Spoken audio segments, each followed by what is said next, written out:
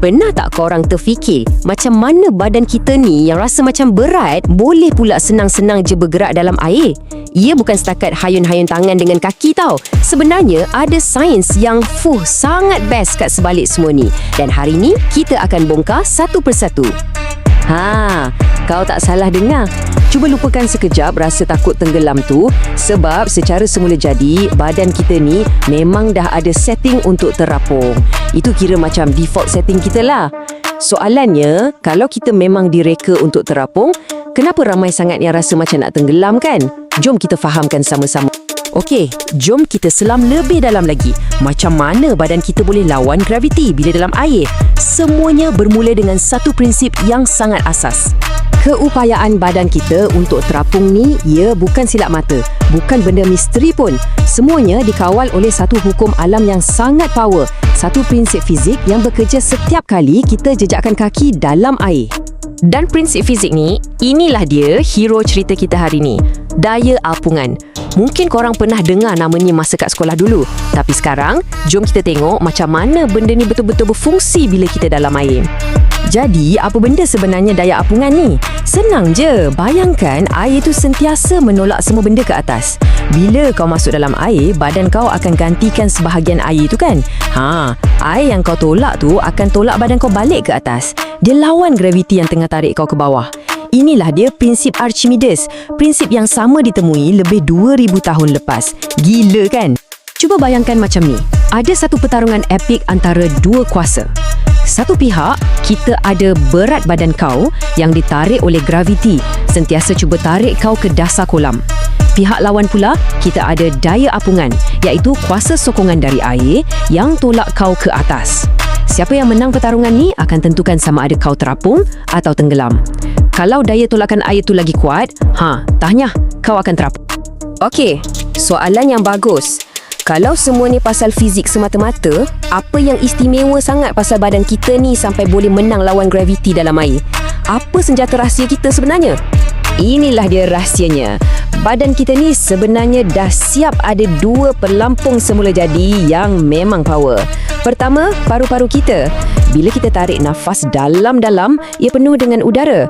Ini akan besarkan saiz badan kita, tapi berat hampir tak bertambah. Ia macam kita tiup pelampung kat dalam badan sendiri. Kedua, lemak badan. Ya, lemak ni secara semula jadi kurang tumpat dari air. So, dia sebenarnya tolong kita untuk terapung. Baik, kita dah faham macam mana nak terapung. Tapi kita tak naklah terapung macam tu je kan? Sekarang, jom kita hidupkan enjin badan kita dan tengok macam mana kita sebenarnya boleh bergerak dalam air. Terapung ni keadaan pasif. Badan kita rileks, air yang tolong apungkan. Tapi berenang, itu tindakan aktif.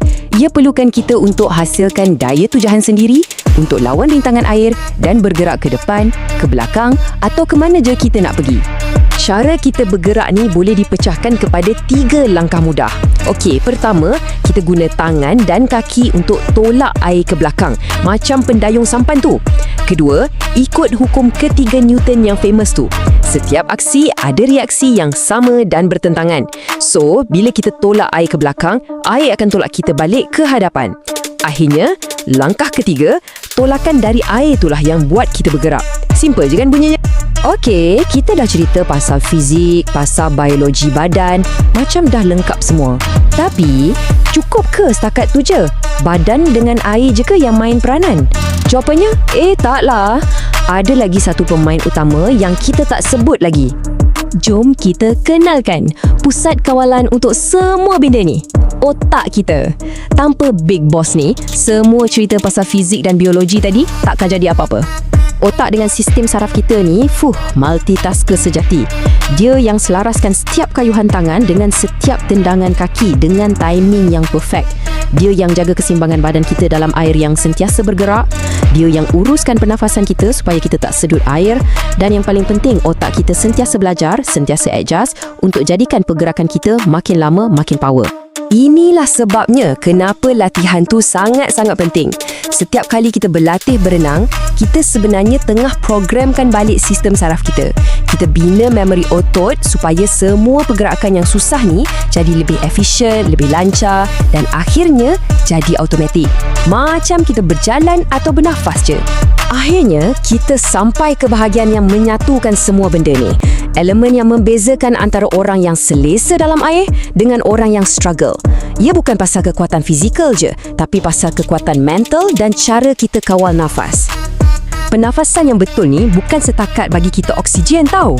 Cuba tarik nafas dalam-dalam, paru-paru kau akan kembang dan secara automatik daya apungan kau akan meningkat sampai 15%.